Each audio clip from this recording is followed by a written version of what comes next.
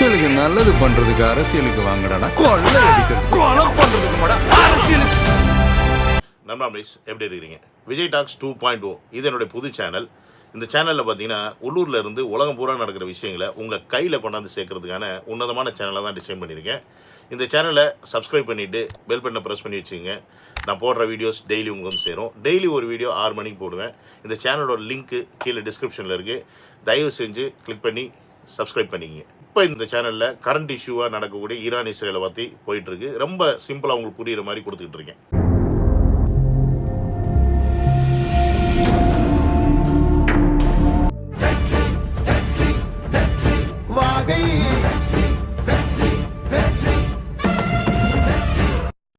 Hello மக்களே, நண்பர்களே, welcome to Vijay talks, welcome to another video. இந்த வீடியோவில் நம்ம ஒரு 3 விஷயத்தை பார்க்க போகிறோம். ஒன்று வந்து பார்த்தீங்கன்னா, தளபதி மேலே இப்போ கேஸ் ஃபைல் பண்ணியிருக்காங்க.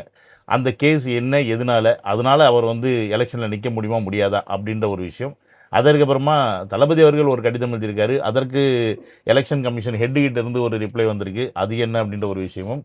அதற்கப்புறமா தமிழக வெற்றி கழகத்துடைய கேண்டிடேட்ஸ் மேலே நிறையா வதந்திகள் பரப்பப்படுது. அது என்ன ஏது அப்படின்றத இந்த வீடியோவில் முழுசாக பார்க்க போகிறோம். கடைசி வரைக்கும் வாட்ச் பண்ணுங்கள். அப்போ தான் வந்து நான் சொல்கிற விஷயங்கள் உங்களுக்கு தெளிவாக புரியும். அப்போ தான் நீங்கள் வந்து இந்த கொத்தடி மிஸ் நாய்டம் லவர்ஸ்லாம் வந்து அவங்க கட்சிக்காரங்கெல்லாம் ரொம்ப யோக்கிய மாதிரி கேள்வி கேட்கும்போது அட்லீஸ்ட் அவங்கள செருப்பால் அடிக்கிற மாதிரி பதில் சொல்ல முடியுன்றதை புரிஞ்சுக்குங்க. அதை விட்டு தேவையில்லாமல் கன்ஃபியூஷன்லேயே இருந்தீங்கன்னு வச்சுங்களேன், ஓட்டை போய் மாற்றி போட்டு தொலைச்சிட போகிறீங்க. விசில் சின்னத்துக்கு பதிலாக வேறு ஏதாவது சின்னத்தில் போட்டு தொலைச்சிட போகிறீங்க. தயவு செஞ்சு விசில் சின்னம் மைண்டில் வச்சுக்கோங்க, டிவிக்கே அப்படின்றத சொல்லிவிட்டு இந்த வீடியோ ஸ்டார்ட் பண்ணுறேன். வாங்க வீடியோக்குள்ளே போகலாம். தமிழக வெற்றி கழகத்துடைய தலைவர் விஜய் அவர்கள் கட்சி ஆரம்பித்து இன்னையோட 2 வருஷம் முடிஞ்சு 3ஆம் வருஷத்தில் எலெக்ஷன் ஃபேஸ் பண்ண இன்னும் ஒரு 20 நாள் தான் இருக்குது நம்ம எலெக்ஷனுக்கு. அந்த நெருக்கடியில் இருக்கும்போது இன்னை வரைக்கும் ஒரு கேஸ் கூட வாங்காமல் தலைவர் வந்து செம்மையாக வந்துட்டார். ஆனால் இன்றைக்கின்னு பார்த்து அவர் மேலே கேஸை போட்டு ஒரு 5 பிரிவில் வழக்கு பதிவு பண்ணிட்டாங்க. இதை கொத்தடிமை டீம்ஸ் நாய்டம் குரூப்ஸ்லாம் என்ன சொல்லுவாங்கன்னா, ஒரு பொலிட்டீஷியன்னா இல்லை வழக்கு வாங்கி தான் ஆகணும், வழக்கு வாங்காமல் நீ வந்து பாலிடிக்ஸ் பண்ணிடுவியா, அவ்வளோ நீ நல்லவனா அப்படின்ற மாதிரி கேட்பாங்க. டே, நாங்கள் நல்லவங்க தான்டா, அதனால தான்டா 2 வருஷமாக கேஸ் வாங்கலை. உங்களை மாதிரி முள்ள மாதிரியும் முடிச்ச வைக்கமாக இருந்தால் இன்னும் 1008 கேஸ் வாங்கியிருப்போம்.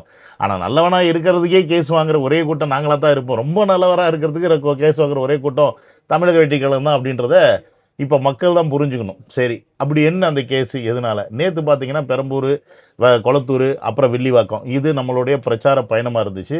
பெரம்பூரில் ஆரம்பித்த அந்த பிரச்சார பயணம் கொளத்தூரில் வரும்போது கொலை கூட்டம் இருந்தனால அங்கே எதையும் இந்த திமுக காரங்களோ மற்றவங்களோ கொலைகள் இலைகள் எதையும் செஞ்சு விட்ருவாங்களோன்னு பயந்து தளபதி அவர்கள் பட்டுன்னு ட்ரிப்பை கேன்சல் பண்ணிவிட்டு போயிட்டார்.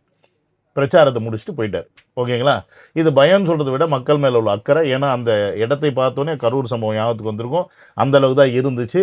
அந்த அளவுக்கான கூட்டம் நெரிசல். அந்த கூட்ட நெரிசலை மேற்கொண்டு இன்னும் நெரிசலாக்கிறதுக்கு இந்த திருட்டு திமுககள் காலியான பஸ்ஸுகளை எல்லாத்தையும் விட்டாங்க அப்படின்றத நேற்று பார்த்துருப்பீங்க. நேற்று ஒரு லேடி கூட சொல்லிட்டாங்க. ஆனால் அது விஷுவல்ஸாகவே பாருங்கள். இந்த வாட்டி எதுக்கு திறந்து விடணும்?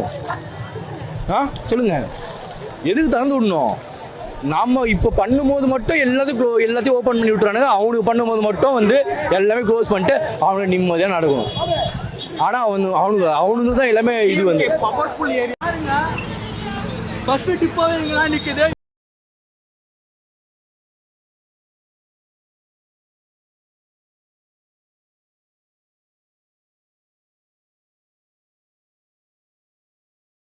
இப்போ பார்த்தீங்கன்னா தெரியும். ஸோ எந்த அளவுக்கு பஸ் அங்கே நிறுத்தி வச்சுருக்காங்க, அந்த பஸ்ஸெல்லாம் உள்ளே விட்டுருக்காங்க அப்படின்றது இப்போ நம்மக்கிட்ட வீடியோ ப்ரூஃப்லாம் இருக்குது. சரி, இதெல்லாமே இருந்துச்சு. இதெல்லாம் வந்து பக்காவாக புரிஞ்சுக்கிட்டு தளபதி அவர்கள் ப்ரோக்ராம் கேன்சல் பண்ணி போயிட்டார். போனதுக்கப்புறமா சும்மா இல்லை.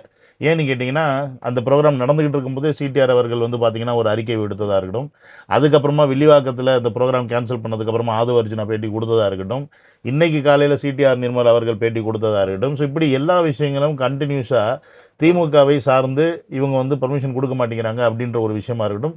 எலெக்ஷன் கமிஷன் சரியாக செயல்படலை, எலெக்ஷன் கமிஷனுடைய கண்ட்ரோலில் இருக்க வேண்டிய காவல்துறை சரியாக செயல்படலை, அவங்க இன்னமும் தமிழக அரசு, அதாவது திமுகவோட அந்த அரசோடைய கட்டுப்பாட்டில் தான் இருக்காங்க அப்படின்றத உணர்த்தி தளபதி அவர்கள் திருப்பியும் ஒரு கம்ப்ளைண்ட் லெட்டர் தலைமைச் செயலகத்தில் இருக்கக்கூடிய எலெக்ஷன் கமிஷன் ஆஃபீஸருக்கு அனுப்பியிருக்காங்க. ப்ளஸ் டெல்லிக்கு அனுப்புனாங்க. இப்போ இது வந்து ப்ரெஷர் மேலே ப்ரெஷராக யாரை போடும்னு பார்த்தீங்கன்னா எலெக்ஷன் கமிஷன் ஆஃபீஸரை போடும். ஸோ அவங்க என்ன பண்ணுறாங்க, உடனே அந்த மேடம் ஒரு அறிக்கை ஒன்று விடுறாங்க. இங்கே இருக்க கமிஷனர், நீங்கள் வந்து எல்லா கட்சிகளுக்கும் சரியான பாதுகாப்பை கொடுக்கணும், அது வந்து அவங்க எந்த ரெக்வஸ்ட் பண்ணியிருக்காங்களோ அதுக்கேற்ற மாதிரி இருக்கணும், பாரபட்சம் பார்க்கக்கூடாதுன்னு சொல்லிட்டு அவங்க இன்றைக்கி ஒரு ரிக்வஸ்ட் ஒன்று கொடுத்துட்றாங்க. ஸோ இது எல்லாமே நடக்கும்போது ஒட்டுமொத்த பேக் ஃபயர் திமுக ஆகுது அப்படின்றது தெரியுது. திமுகவோட அதிகாரிகள் வந்து இதெல்லாம் செய்கிறாங்கன்றது புரியுது. அப்போ தளபதி மேலே கேஸை திருப்பி விடணும்ல, ஹைலைட் பண்ணணும்ல, அதுக்கு பண்ண வேலை தான் இந்த கேஸ். இப்போ இந்த தளபதி மேலே இந்த கேஸை யார் கொடுத்துருக்காங்கன்னு பார்த்தீங்கன்னா, அந்த ஊரில் இருக்க பொதுமக்களோ இல்லை இந்த நிகழ்ச்சியில் பாதிக்கப்பட்ட நபரோ அப்படி யாருமே இந்த கேஸை கொடுக்கல. இந்த கேஸை கொடுத்த ஒரு பேர் குமார். அவர் யாருன்னு பார்த்தீங்கன்னா ஃப்ளையிங் ஸ்குவாட் ஆஃபீஸர். அதாவது இந்த மாதிரி தேர்தல் பிரச்சாரத்துக்கு பர்மிஷன் வாங்கிட்டு வரக்கூடிய கட்சிகளை மானிட்டர் செய்யக்கூடிய ஒரு ஆஃபீஸர். அவர் வந்து எப்படி சொல்லலாம்னா, எப்படி சொல்கிறது, நம்ம எக்ஸாம் எழுதும்போது எப்படி திடீர்னு ஃப்ளையிங் ஸ்குவாட் வந்து செக் பண்ணுவாங்க நீங்கள் பிட் அடிக்கிறீங்களா இல்லையான்னு, அந்த மாதிரி வந்து ஃப்ளையிங் ஸ்குவாட் வந்து செக் பண்ணுறாராம். எதுக்குடா வர்றீங்க? அதுதான் அவர் வீட்டில் கிளம்புறதுலேருந்து எல்லாத்தையும் வீடியோவில் லைவாக போட்டுக்கிட்டு இருக்காங்களே, இதுக்கு மேலே உங்களுக்கு ஃப்ளையிங் ஸ்குவாட் வந்து நொட்டுவாங்களா அப்படின்னு தான் நம்மளாம் கேட்குறோம். ஆனால் கொத்தடி நியூஸ்லாம் அதை கேட்க மாட்டாங்க. ஆஹா பார்த்தீங்களா விஜய் மேலே கேஸ் போட்டாங்கன்னு, போடுங்கண்ணா அதாண்டா எங்களுக்கு வேணும் அப்படின்னு நினச்சிக்கிட்டு நாங்கள் இருக்கிறோம். ஸோ என்ன மாதிரியான கேஸ் எல்லாம் போட்டிருக்காங்கன்னு பார்த்தீங்கன்னா, விஜய் அவர்கள் வந்து பார்த்தீங்கன்னா இந்த கூட்டத்துக்கு ஒரு 3000 5000 பேர் தான் சொல்லியிருந்தாங்க. ஆனால் கூட்டம் அதுக்கு மேலே அதிகமாக இருந்துச்சு. அதுக்கப்புறம் 30 ஸ்பீக்கர்கள் வந்து பயன்படுத்தியிருக்காங்க. ஆனால் அவங்க கேட்டது வெறும் 5 ஸ்பீக்கர் தான். அதுக்கப்புறம் பார்த்தீங்கன்னா பொதுமக்கள் பாதையை வந்து யூஸ் பண்ணிக்கிட்டாங்களாம். ஆம்புலன்ஸ் போக்குவரத்து தடைப்பட்டுச்சான். ஸோ இதெல்லாம் வந்து விஜய் அவர்கள் வந்து வேணுக்குனே செஞ்சுருக்காரு அப்படின்ற மாதிரி சொல்கிறாங்க. அது மட்டும் இல்லாமல் பொதுமக்களுக்கு இடையூறு ஏற்பட்டது என்று தேர்தல் கண்காணிப்பு அதிகாரி குமார் புகார் அளித்தார் அப்படின்ற மாதிரி நியூஸ் வருது. ஸோ அப்போ இந்த மாதிரி கேஸ் எல்லாம் வந்து இப்போ விஜய் அவர்கள் மேலே போட்டனால என்னப்பா ஆகும்? இப்போ இவர் வந்து எலெக்ஷனில் நிற்க முடியுமா முடியாதா அப்படின்ற கேள்விகள் உங்களுக்கு வரும். சிம்பிளாக சொல்லப்போனால் இதெல்லாம் ஒரு சப்ப கேஸு. இது வந்து போடுறது அப்படின்றது வந்து மேலே இருக்கவங்களோட அழுத்தத்தினால இப்போ நான் சொன்ன மாதிரி இந்த விஷயத்தை விஜய் அவர்கள் பக்கம் திருப்பி விடணும் அப்படின்றதுக்காக இப்போ கேஸ் போட்டாங்கன்னா இப்போ எல்லாம் விஜய் மேலே கேஸை பற்றி பேசுவாங்களே ஒழிய, நேற்று அநீதி நடந்துச்சுல்ல தமிழக வெட்டிகளத்துக்கு, அதை பற்றி யாரும் பேச மாட்டாங்க. திமுக வந்து இந்த மாதிரி பஸ்ஸை உள்ளே விட்டாங்களோ அதை பற்றி யாரும் பேச மாட்டாங்க. குப்பை வண்டி உள்ளே விட்டதை பற்றி யாரும் பேச மாட்டாங்க. காவல்துறையே அங்கே இல்லை காவலுக்கு அப்படின்றத பற்றி யாரும் பேச மாட்டாங்க. எல்லாருமே இதை பற்றி பேசுவாங்கன்றதுனால போட்ட கேஸு தான் இது. ஸோ இங்கே இருக்கக்கூடிய எலெக்ஷன்ஸ் ஆஃபீஸரும் அவங்களுடைய அடிமைகளாக தான் இருக்கிறாங்க அப்படின்றது மாற்று கருத்தே கிடையாது. ஏன்னா முதல் நாள் பிரச்சாரம் கேன்சல் பண்ணப்பயே சிடிஆர் கிளியராக சொன்னார், நாங்கள் ஆப்பில் தான் ரிஜிஸ்டர் பண்ணியிருந்தோம், ஆப்பில் தான் வந்து 48 ஹவர்ஸ்க்கு அப்புறமா ரிஜெக்ஷன் ஆச்சு. இப்போ இவர் குமரகுருன்னு ஒருத்தர் வந்து சொன்னார், அவங்க வந்து லெட்டர் எழுதிட்டு வந்து கொடுத்தாங்க, ஆனால் அந்த லெட்டர்லாம் செல்லுபடியாவது ஆப்பில் ரெஜிஸ்டர் பண்ணணும்னு சொல்லி அவர் வேறு மாதிரி போய் சொன்னாப்புல. ஆனால் மேட்டர் என்ன, நம்ம ஆப்பில் தான் ரெஜிஸ்டர் பண்ணியிருந்தோம். ஸோ இப்படி எல்லாருமே அவங்களோட கையால் தான் இருக்கிறாங்க. இப்போ இந்த எலெக்ஷன் கமிஷனுமே கூட நான் சொன்ன மாதிரி எங்கே இருக்கும், யாரோட கண்ட்ரோலில் இருப்பாங்க? என்னதான் வந்து அது தனித்துவமான ஒரு இயக்கம், தனித்துவமான ஒரு டிவிஷன் அப்படின்னு சொன்னால் கூட இன்றைக்கி ஒட்டுமொத்த நாட்டில் இருக்கக்கூடிய எல்லா தூண்களும் சொல்லுவாங்க. அதாவது இந்த ஜுடிஷரி, அப்புறம் வந்து எலெக்ஷன் கமிஷனு, அப்புறம் மீடியா, இதெல்லாம் வந்து யாரோடைய கண்ட்ரோலில் இருக்கக்கூடாதுன்னு சொல்லுவாங்க. ஆனால் இது எல்லாமே அவங்க கண்ட்ரோலில் இருக்குதுன்னு நீங்கள் புரிஞ்சுக்கணும். அதை நீங்கள் புரிஞ்சிக்காமல் ஐயோ என்னப்பா இப்படி பண்ணுறாங்களே, ஐயோ என்னப்பா இப்படி செய்கிறாங்களேன்னு கேட்டிங்கன்னா அப்படி தாங்க பண்ணுவாங்க. இந்த கேஸுக்கெல்லாம் வந்து பார்த்திங்கன்னா பெரிய ஆக்ஷன்லாம் ஒன்றும் எடுக்க மாட்டாங்க. இது வந்து ஜென்ரலாக நடக்கக்கூடிய ஒரு விஷயம் தான் நான் சொன்ன மாதிரி. அதுலேயே வந்து விஜய் அவர்கள் வந்து ஃபேமாக இருக்கிறனால அவர் மேலே இப்போ போட்டோம்னா நியூஸ் எல்லாம் மாறும். இதனால் அவருக்கு எலெக்ஷன் அஃபெக்ட் ஆகுமான்னு கேட்டேன்னா ஒன்றுமே ஆகாது. வக்கீலுங்க போய் இதை சாலிடாக பார்த்துட்டு வந்துடுவாங்க. அண்ட் அஃப்கோர்ஸ் இது பெயிலபிள் கேஸ் தான். இதுக்கு விஜய் அவர்கள் போகணும் ஆஜரானலாம் கூட கிடையாது. அந்த மாதிரி தான் வச்சுக்கோங்களேன். ஸோ இந்த கேஸ்னால் இந்த எலெக்ஷனில் எந்த ஒரு பாதிப்பும் வராது. அதே மாதிரி இந்த கேஸு இதோட இப்படி டிஸ்கன்டினியூ பண்ணிடுவாங்களான்னு கேட்டிங்கன்னா மேபி இவங்க விளக்கம் கொடுக்கறத வச்சு அதோட இந்த கேஸை வந்து விட்ரா பண்ணுறதுக்கு வாய்ப்பு இருக்குது. இல்லை இந்த கேஸ் நாங்கள் போட்டது தான், இதை நீங்கள் கோர்ட்டில் தான் பார்த்துக்கணும்னு சொன்னால் எலெக்ஷன்லாம் முடிஞ்சு இந்த கோர்ட்டில் வரும்போது கண்டிப்பாக பார்ப்பாங்க. அப்போ வந்து ஆட்டோமேட்டிக்காக என்ன ஆகும், மிஞ்சி போனால் ஃபைனை போடுவாங்க, இதெல்லாம் நீங்கள் பண்ணியிருக்கீங்கன்னு ப்ரூவ் ஆகும் பட்சத்தில்.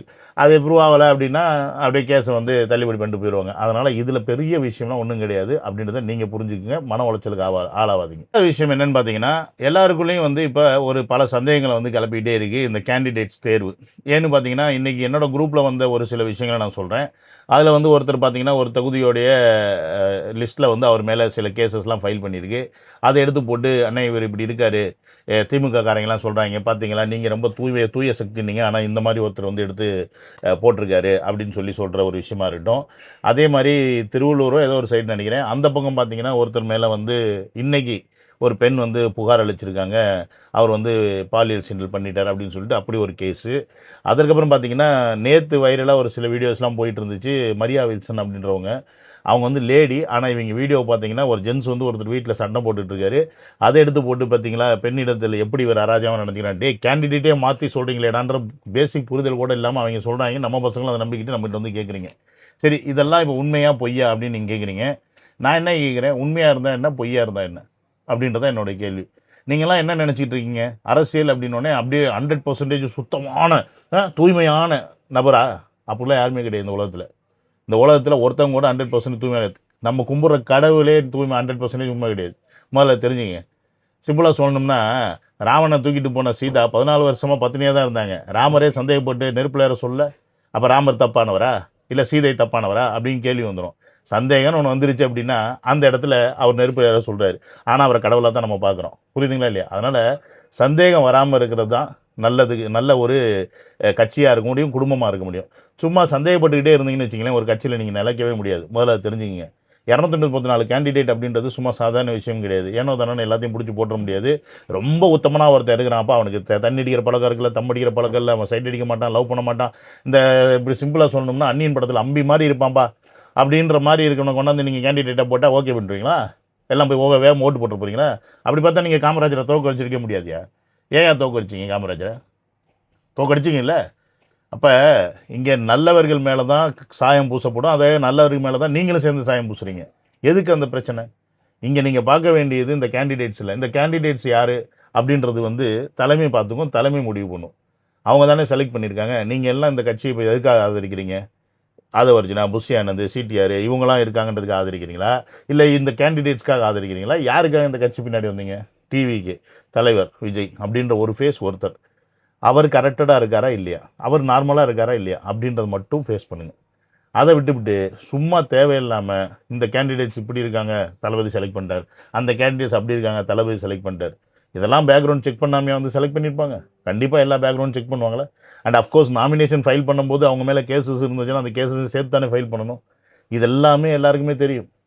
ஆனால் அந்த கேஸ் நிரூபிக்கப்பட்டதா, அவர் உண்மையான குற்றவாளியா, இல்லை அவர் மேலே கேஸ் நிலுவையில் இருக்கா அப்படின்ற விஷயத்தையும் பார்க்கணும். ஒருத்தர் போய் ஒரு கம்ப்ளைண்ட் கொடுத்தோன்னே அந்த கம்ப்ளைண்ட் அப்படியே உண்மையாயிராது. திமுகவில் என்ன சொல்கிறாங்க, நீங்கள் வேணால் போய் ஆர்குமெண்ட் பண்ணி பாருங்களேன் யார்கிட்டயாது, அப்பா அவர் அவ்வளோ பெரிய ஊழல் பண்ணியிருக்காருன்னா, ஊழல் பண்ணியிருக்காருன்னு நீ சொல்கிற, கேஸு ஃபைனல் ஆச்சா அப்படின்னு கேட்பாங்க. சீமான் மேலே இல்லாத கம்ப்ளைண்ட்னா, சீமான் மேலே இல்லாத பிரச்சனையா? ஆனால் என்னைக்காவது அவங்க தம்பிகள் தங்கைகள் விட்டு கொடுத்துருக்காங்களா? சீமானை விட்டு கொடுக்க மாட்டாங்க, முட்டு கொடுக்குறாங்க. இன்னும் அதே தான் இந்த பக்கம் கொத்துரிமையும் செய்கிறாங்க, முட்டு கொடுக்குறாங்க. ஆனால் இங்கே தமிழக வெற்றிகளத்தில் இருக்க தம்பி தங்கைகள் மட்டும் என்ன பண்ணுறீங்க? 1008 கேள்வி 1008 நொர்நாட்டியம். அப்படி என்ன நீங்கள் வந்து பியூரஸ்ட் ஃபார்ம் ஆஃப் பீப்புளாக இருக்க பார்க்குறீங்க? பியூரஸ்ட் ஃபார்ம் ஆஃப் பீப்புளாக அந்த உலகத்தில் யாருமே இல்லை. நான் ஓப்பனாக தான் சொல்கிறேன், என்ன இன்க்ளூடிங் மைசெல்ஃப். நம்மளாம் ஏதாவது ஒரு தப்பு எங்கேயாவது பண்ணியிருப்போம், அது பெருசா சிறுசா அப்படின்றது தான் மேட்ரு. புரியுதா இல்லையா? அது ரொம்ப பெருசு. அந்த தப்புனால ஒருத்தருடைய லைஃபே பாதிக்கப்படுதா, ஒருத்தர் வந்து ஒரு குடும்பமே அழியுதா, அது மாதிரி தப்பா அப்படின்றதான் பார்க்கணும். சின்ன தப்பு, நீ ஒரு பொண்ணை ஆசைப்படுற, ஒரு பொண்ணை பார்க்குற, லவ் பண்ணுற, தப்பா? தப்பு கிடையாது. தெரியாமல் வீட்டுக்கு தெரியாமல் தம் அடிக்கிற தப்பா? அது பழகிட்டேன், எல்லாமே இருக்குது புழக்கத்தில். முன்னாடி வந்து சரக்கு அடிக்கிறதுனா தப்பு, சரக்கு அடிக்கிற பையனை வந்து கல்யாணம் பண்ணிக்க மாட்டாங்க, சரக்கு அடிக்கிறதுனாவே பயந்து இருப்பாங்க. இன்றைக்கி சரக்கு அடிக்கிறது ஓப்பனாக எல்லாருமே சொல்கிறாங்க, ஆமாம் சரக்கு அடிப்பாங்கப்பா, வி ஆர் அசோசியல் ட்ரிங்கர், பழகிட்டாங்க. ஸோ இங்கே வந்து இன்னும் 20 நாள் இருக்குது. இந்த மாதிரி 1008 விஷயம் வரும், 1008 விஷயத்தை எடுத்து போட்டுக்கிட்டு தான் இருப்பாங்க. நீங்கள் பண்ண வேண்டியது என்னென்னா, தமிழக வெற்றி கழகத்துடைய மேனிஃபெஸ்டோ என்ன, கேண்டிடேட் யார், அந்த கேண்டிடேட்டை நீங்கள் கொண்டு போய் மக்கள்கிட்ட சேருங்க. அவ்வளோதான் நம்ம பண்ண வேண்டியது. அப்புறம் கடைசியில் 23ஆம் தேதி ஓட்டு போட வேண்டியது. இதை தவிர்த்து வேறு எதுவுமே நம்மளால் பண்ண முடியாது. முதல்ல அதை புரிஞ்சுக்கிங்க. அதை விட்டு ஐயோ இப்படி பண்ணுறாங்களே, ஐயோ அப்படி பண்ணுறாங்களேன்னு புலம்பாதீங்க. புலம்பி பிரயோஜனம் கிடையாது. ஒரே ஆப்ஷன் தான் இருக்குது, நான் திருப்பி சொல்லிக்கிட்டு இருக்கேன். ஓட்டு போட்டு விஜய் அவர்களை மெஜாரிட்டியாக ஜெயிக்க வச்சு சிஎம் ஆக்குனா சந்தோஷம். இல்லை ஆக்க மாட்டோம் அப்படின்னு தோக்கடிப்போம் அப்படின்னீங்கன்னா அது உங்கள் இஷ்டம். ஸோ உங்கள் கையில் தான் இருக்குது, உங்கள் விரலில் இருக்குது அப்படின்றத மறந்துடாதீங்க. டோன்ட் கெட் கன்ஃபியூஸ்ட் அப்படின்னு சொல்லி இந்த வீடியோ முடிச்சுக்கிறேன். See in another video. Love you all, take care. அடுத்த வீடியோவில் வந்து தளபதியோட சொத்து விவகாரம் பற்றி இருக்குது, அதை பற்றி பார்ப்போம். நாமினேஷன் தாக்கல் பண்ணதில் வந்து தப்பாயிருச்சுன்னா கேண்டிடேட்டை தூக்கிடுவாங்களே, அந்த மாதிரி சுச்சுவேஷனில் தளபதி பிரச்சனை வருமானு பல பேர் கன்ஃபியூஷனில் இருக்கீங்க. அது எல்லாத்துக்கும் விளக்கம் உங்களுக்கு அடுத்த வீடியோவில் கொடுக்குறேன். Don't miss it. பை.